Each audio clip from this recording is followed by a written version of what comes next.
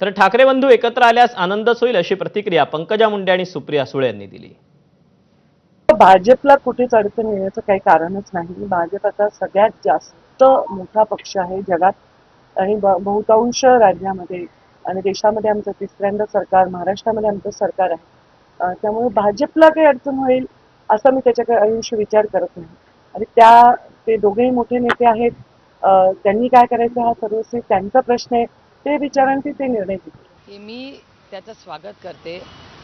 कैलासवासी बाळासाहेब ठाकरेंनी फार कष्ट करून शिवसेनेची स्थापना केली आणि तो पक्षही कष्टांनी त्यांच्या नेतृत्वाखाली आणि असंख्य कार्यकर्त्यांच्या नेत्यांमुळे बांधला। दुर्दैवाने जी गोष्ट झाली ती झाली, पण आज उद्धवजी आणि राजजी एकत्र येऊन महाराष्ट्राची सेवा करणार असतील तर ही अतिशय आनंदाची गोष्ट आहे। राज ठाकरे आणि उद्धव ठाकरे एकत्र येणार असल्याच्या चर्चा सुरू असतानाच शरद पवारांनी या दोघांच्या सभांचं विश्लेषण करण्याची संधी साधली। पाहूया। शरद पवार म्हणतात की राज ठाकरेंच्या सभा उत्तम होतात, पण त्याचं मतांमध्ये परिवर्तन होत नाही।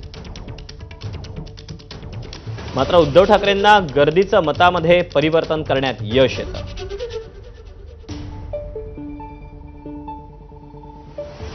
एकीकडे ठाकरे बंधूंच्या युतीच्या